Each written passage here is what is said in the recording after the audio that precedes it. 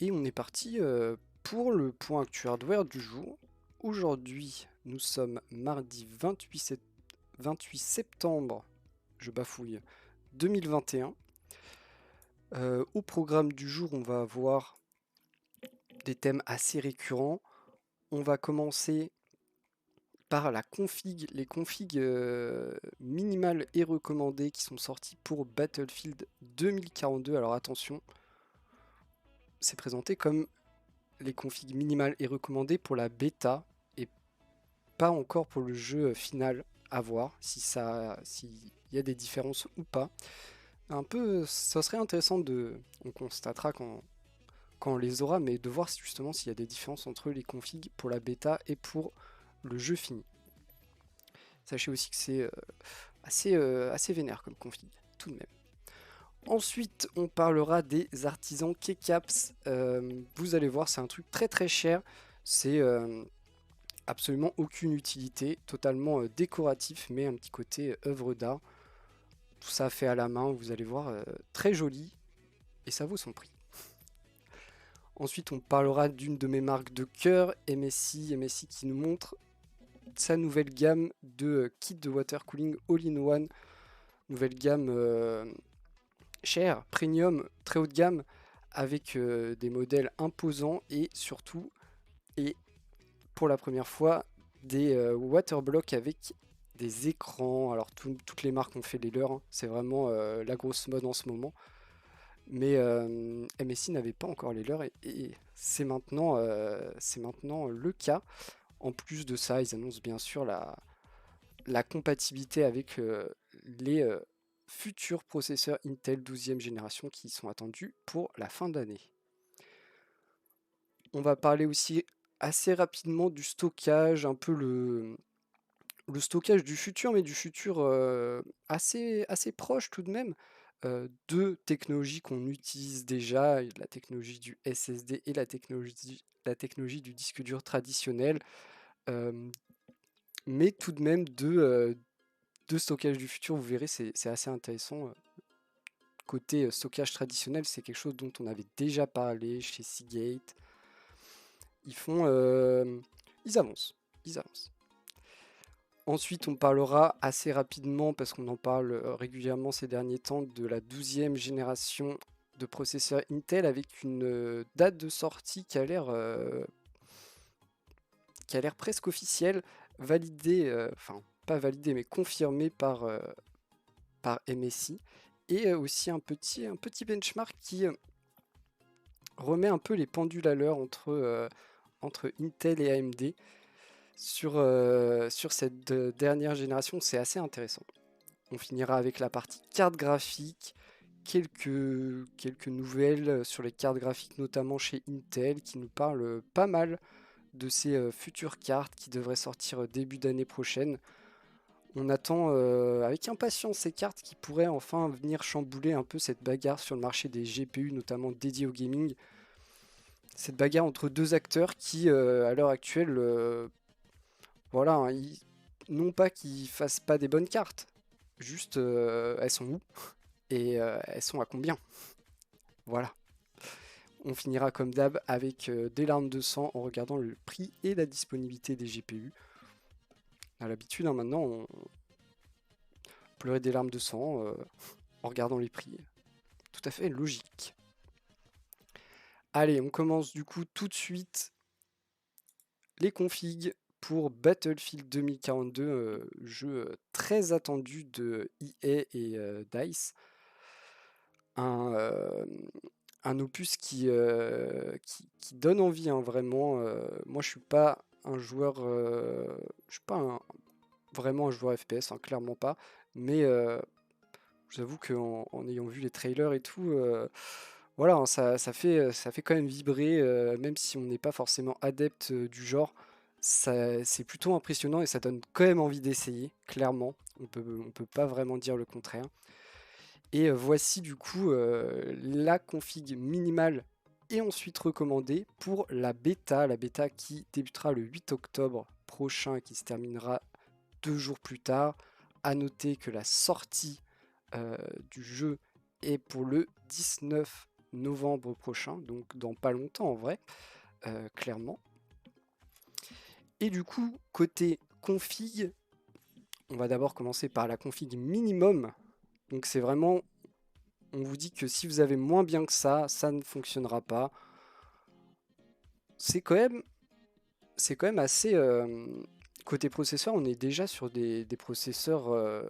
voilà, on n'est pas sur de l'ultra performance, mais par contre, on n'accepte pas ce qui est un peu ancien et ce qui est un peu sous-performant. On veut quand même un Ryzen 5 3600 côté AMD ou un Core i5 6600K côté Intel. Donc on est déjà sur des processeurs qui sont quand même relativement robustes, sachant qu'on est sur une config minimum. 8 Go de RAM, très classique, 4 Go de mémoire dédiée à la carte graphique, et en carte graphique une RX 560. Alors ça, je vous avoue que je maîtrise pas trop ces cartes graphiques AMD, ou une 1050 Ti côté Nvidia, une 1050 Ti qui en ce moment s'achète malheureusement entre 200 et 300 euros, ce qui est bien trop cher bien sûr, mais, euh, mais voilà, et bien sûr une connexion internet, bah oui. Euh, bon, côté config minimal, à part au niveau du processeur, on demande quand même quelque chose de robuste, c'est ok. Côté config recommandé, là d'un coup, on passe sur quelque chose de quand même assez, assez énervé, hein. Bon, pas spécialement côté processeur ou RAM, les 16 Go assez classiques, 8 Go de mémoire dédiée à votre carte graphique, mais en termes de carte graphique recommandée, et c'est ce qui peut faire un peu peur, on conseille côté AMD d'avoir une 6600 XT, donc carte dernière génération côté AMD, alors la plus accessible, euh, sortie à l'heure actuelle, mais tout de même relativement chère, hein, tout de même. Et côté Nvidia, une 3060, donc encore une fois une dernière génération. On vous demande vraiment d'avoir des cartes dernière génération comme recommandation pour une bonne expérience utilisateur. Ça peut faire un peu peur, hein, ça peut faire un peu peur si vous avez pas une carte dernière génération. Vous pouvez vous dire que ça peut mal se passer. Et du coup, bah, par exemple pour des séries 16, je ne sais pas trop ce que ça donne. Ça fait qu'on n'atteint clairement pas du coup la config recommandée, au moins au niveau carte graphique. Donc, euh, donc voilà, hein, visiblement il faudra quand même quelque chose une config plutôt véloce pour faire tourner cette bêta dans des bonnes conditions. Encore une fois, ce sont les configs pour la bêta, à voir si pour le jeu définitif il y a des changements. Mais carte dernière génération quand même, surtout que mettre ça en sachant en plus les problèmes liés au prix, à la disponibilité, c'est potentiellement un moyen de faire râler les gens. Oui, totalement. Il y a des gens qui ont râlé en voyant ça, et à vous de juger s'ils ont tort ou raison, mais c'est euh, c'est délicat. Alors oui, c'est un jeu qui est ambitieux, mais est-ce qu'il faudra un PC à 5000 euros pour le faire tourner dans des bonnes conditions? Bah j'espère pas, parce que sinon ce serait quand même un peu dommage.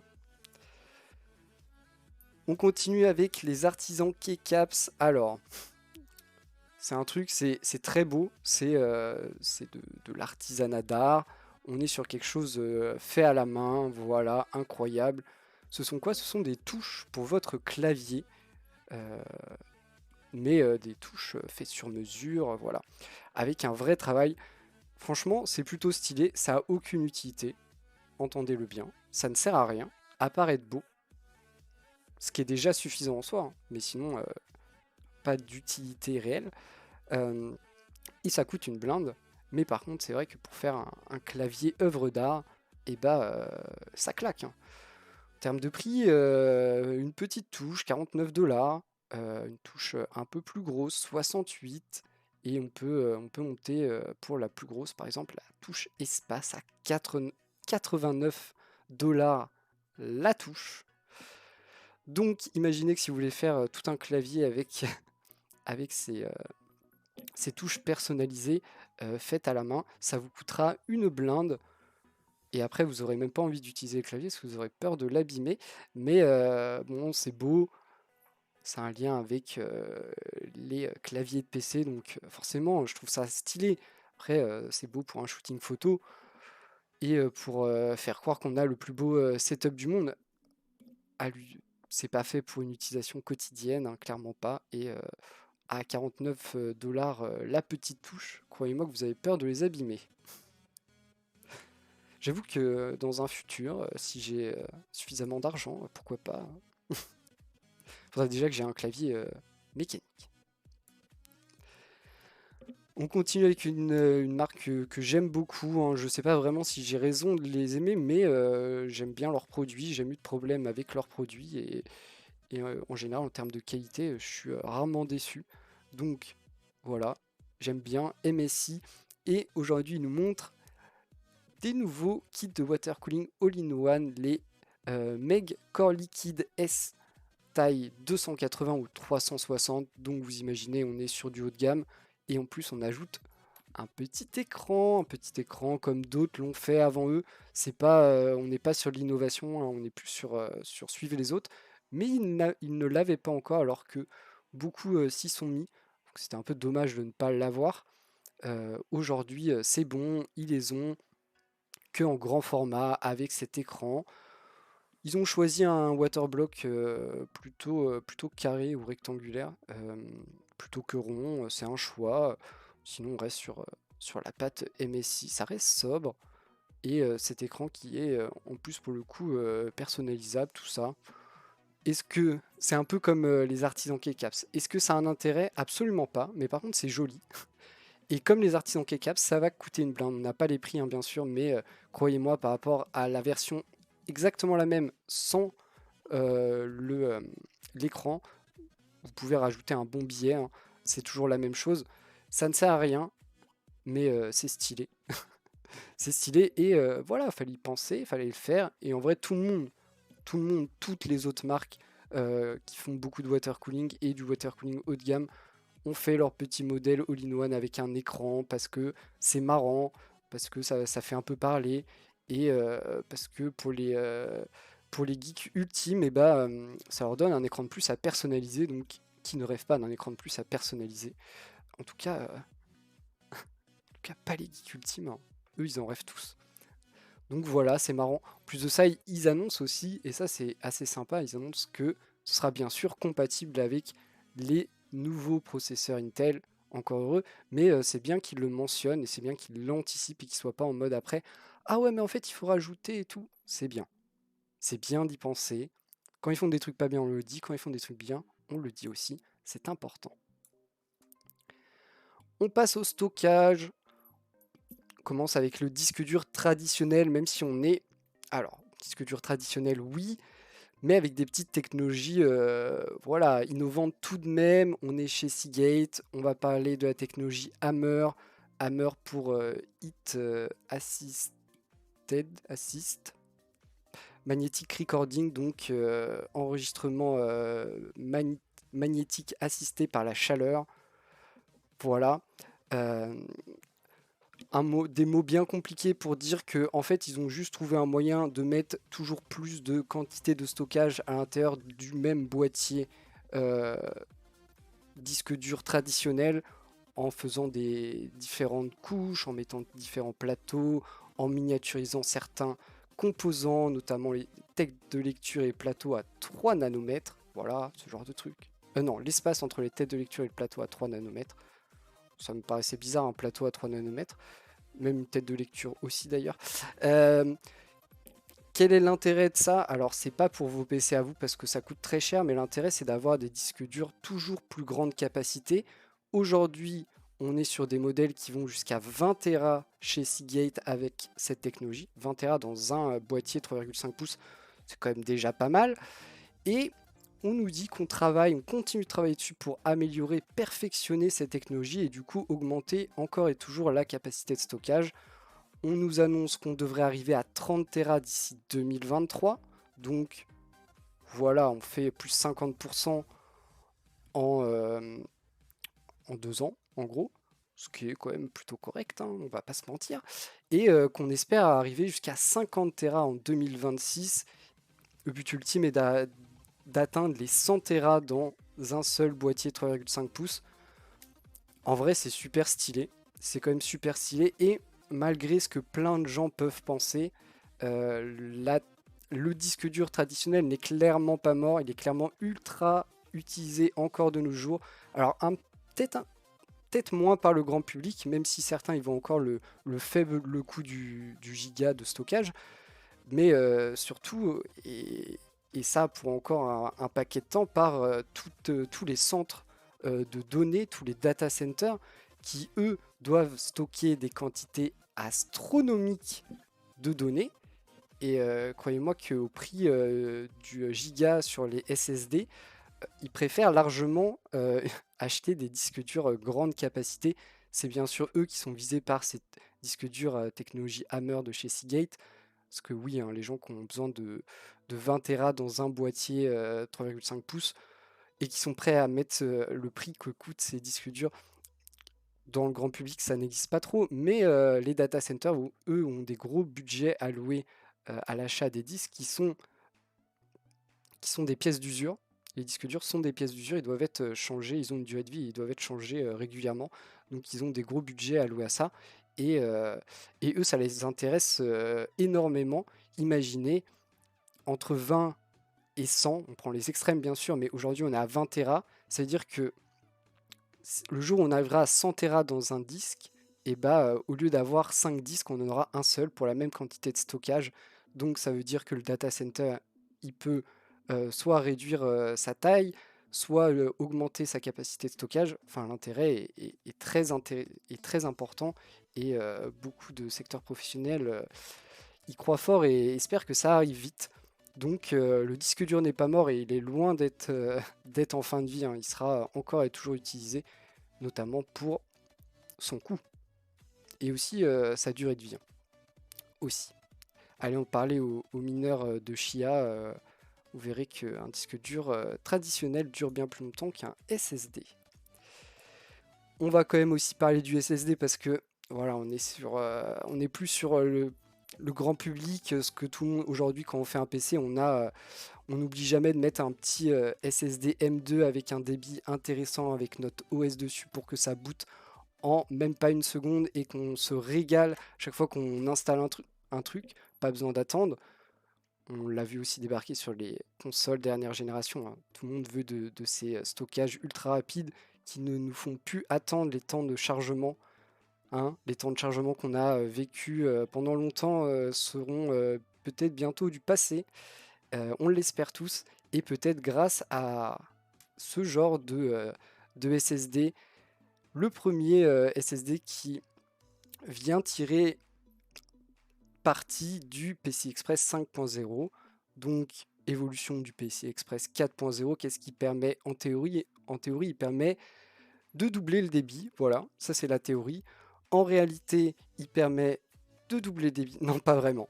Pas vraiment. En réalité, on a encore un peu du mal à atteindre la pleine performance. On a encore des choses à faire mieux.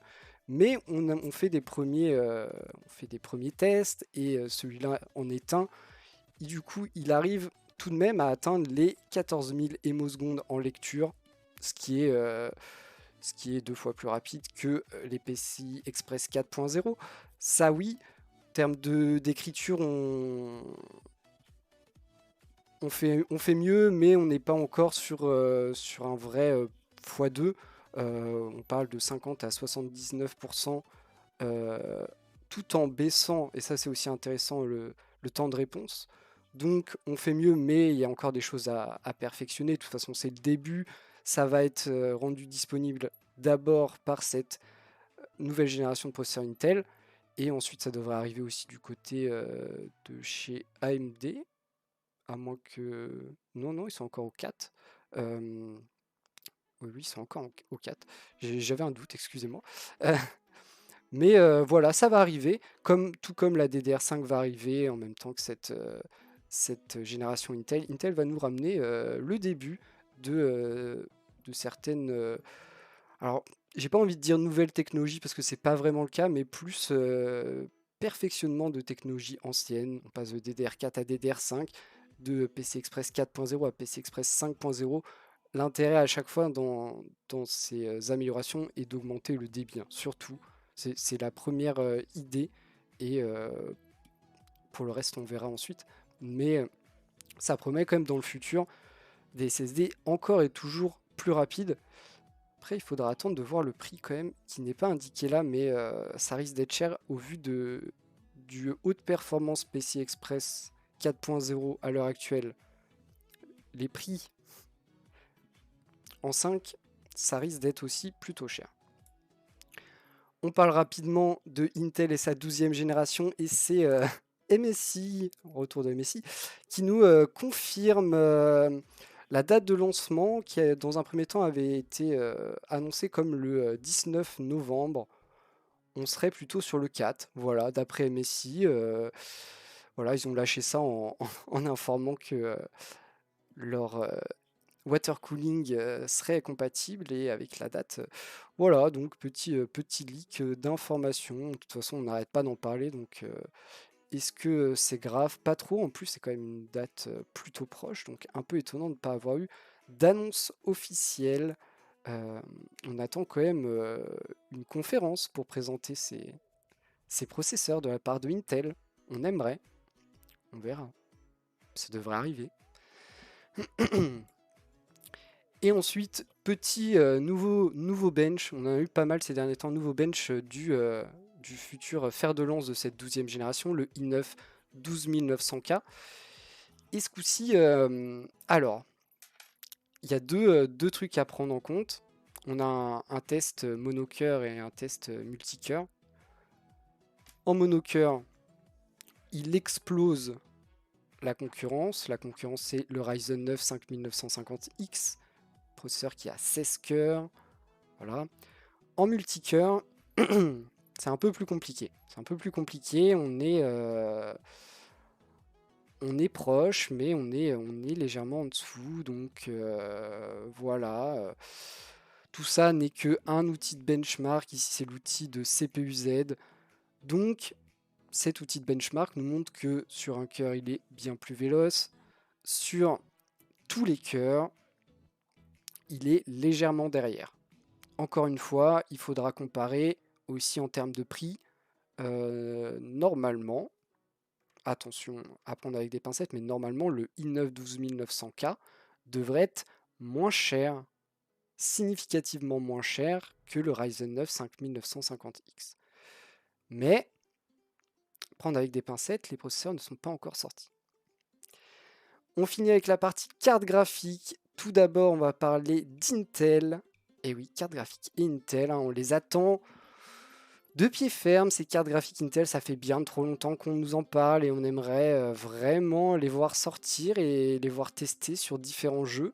On aimerait aussi les voir Intel chambouler un peu ce marché des cartes graphiques gaming qui est un peu enlisé dans cette bataille entre deux gros géants qui ne fait pas tant avancer les choses que ça. À l'heure actuelle, ils se battent plus contre la pénurie qu'autre chose, mais ça bouge pas trop. Et Intel devrait débarquer en ayant plusieurs gammes qui peuvent aller chambouler un peu les choses, notamment sur les gammes un peu accessibles, là où, alors oui, c'est pas la plus belle vitrine, on préfère montrer une 3090 ou une 6900 XT, mais c'est les cartes les plus vendues. Donc, pour se faire un public, pour se faire une clientèle fidèle et convaincue, ça par contre, c'est des bons bails, hein, c'est des bons bails. Les cartes milieu et entrée de gamme sont les cartes les plus vendues parce que c'est les cartes les plus accessibles. Et pour convaincre une masse de population, ça reste un des meilleurs moyens. Donc on les attend, ils sont censés... Alors, apprendre avec tout ce qui va être dit là est à prendre avec pas mal de pincettes, attention. Ils sont censés sortir 3 modèles de 3 gammes différentes. Une qui serait la carte haut de gamme équivalent 3070, 3070 Ti ou 6700 XT côté AMD, qui qui est censé avoir 16 Go de mémoire dédiée. Attention. Tout ça est à prendre avec beaucoup de pincettes. Un nombre de cœurs qu'on n'est pas sûr non plus. Et en plus, on ne sait pas trop à quoi c'est équivalent. Donc ça sert à rien de trop détailler la chose. On aurait du coup un deuxième modèle plus milieu de gamme. plus milieu de gamme. Équivalent 3060 ou 6600. Pas XT, 6600. Avec du coup celle-là 12 Go de mémoire dédiée. Et un peu moins de cœur que sa sœur plus haut de gamme. Et une dernière carte qui serait du coup la carte Access, Gaming Access. Et alors on nous dit 4 ou 8 et depuis on nous a dit 6, donc visiblement ce serait 6, équivalent à une 1650. Donc Access, 1650 ça commence à faire un peu léger hein, aujourd'hui. Et en termes de finesse de gravure, ça devrait être du 6 nanomètres par TSMC. Encore une fois, TSMC serait chargé de produire ces puces. On verra plus tard que ça peut aussi poser problème du côté TSMC. Même si j'imagine que s'ils ont pris le contrat, c'est qu'ils sont confiants dans leur capacité de production. Donc voilà, des cartes, moi qui m'intéressent beaucoup. Je suis vraiment très curieux de voir ce que ça vaut, combien ça vaut et s'il y en a déjà. Mais j'en attends vraiment beaucoup et je sais que je suis convaincu qu'Intel a une grosse carte à jouer, petit jeu de mots, une grosse carte à jouer là-dessus. Et du coup, on nous reparle de celle version Access équivalente 1650. On nous informe qu'il y aurait 6 Go de mémoire. On nous disait 4 ou 8, en fait ce sera probablement 6. Une version mobile avec seulement 3 Go. De la mémoire GDDR6 96 bits, donc pas la plus performante non plus. Mais on attend surtout un prix et des benchmarks sur tout un tas de jeux pour nous faire une idée de ce que ça donne en jeu. Parce que c'est des cartes quand même brandées gaming, donc tant qu'on les aura pas vu faire tourner des jeux, et plusieurs jeux pas forcément sélectionnés par Intel, faudra attendre pour s'en faire une vraie idée. Dernier point sur les cartes Intel, Asus, MSI et Gigabyte ont déjà annoncé qu'ils feront des cartes custom Intel Arc Alchemist, qu'une idée. Ces trois marques ont annoncé. Pour les autres, on a zéro information. Très étonnant qu'ils n'aient pas, fait un communiqué en mode, genre même un communiqué Intel en disant on s'est associé avec telle marque pour proposer des cartes custom et balancer directement le nom de tous les manufactureurs qui feront des cartes custom. Assez étonnant, mais en tout cas Asus, MSI et Gigabyte se sont déjà positionnés et ont déjà officialisé la chose. Rapidement, les pénuries, et c'est mauvais signe parce que c'est la boss, le chef, la CEO d'AMD, hein, qui nous annonce que, en gros, que c'est la merde, hein, que jusqu'à juillet prochain, donc de l'année prochaine, hein, problème de pénurie chez AMD sur les GPU. Donc, déjà, les joueurs PC fans de GPU AMD en pleurent, mais aussi tous les amoureux des consoles qui souhaitent acquérir une console next-gen et qui sont encore en galère pour s'en procurer une, parce qu'il ne faut pas oublier que dans ces consoles next-gen, que ce soit la PS5, peu importe les versions, ou les Xbox Series, encore une fois, peu importe les versions, on est sur du matériel full AMD à l'intérieur. Donc si AMD a des problèmes de prod, beaucoup de produits sont impactés. À noter aussi que juste avant on parlait des cartes Intel qui seront du coup produites par TSMC. Ici aussi tout est produit par TSMC. Est-ce que les problèmes ne viennent pas de TSMC? On ne sait pas. Mais le fait que TSMC fasse pour de plus en plus de monde et que tout le monde se mette à dépendre de TSMC, ça peut aussi un jour poser des problèmes si un jour TSMC a... On ne le souhaite pas, mais voilà un contexte qui fait qu'ils sont obligés d'arrêter la production. Euh, Combien de produits derrière seront en pénurie? euh, ça fait un peu peur.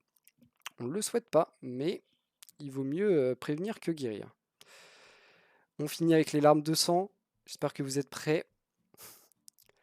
Aujourd'hui, bon déjà, notez qu'il y a une petite remise de 5%, la chance, pas du tout, pas du tout la chance, sur les cartes graphiques. La moins chère, 6700 XT, pas moins chère qu'une 6700 XT à plus de 800 euros. Hein, plus de 800 euros la première carte graphique gaming. Très cher. Et bien sûr, bah, comme d'hab, hein, on monte très rapidement. Pas beaucoup de modèles disponibles. Et on se retrouve vite au-dessus des 1000 euros. On a 3 modèles en dessous de 1000 euros. Après, au-dessus de 1000 euros, les 6900 XT, 3080 Ti. Est-ce qu'on a des 3090? Petite 3090 à plus de 2000, s'il vous plaît? Oh oui, on en a une. À seulement 2755 euros. 3090 Asus ROG Gundam. Alors oui, c'est un monstre de puissance et ce qu'elle vaut 2755 euros.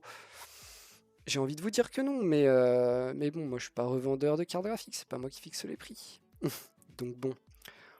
Donc voilà, encore et toujours une triste période pour se procurer une carte graphique pour faire du gaming.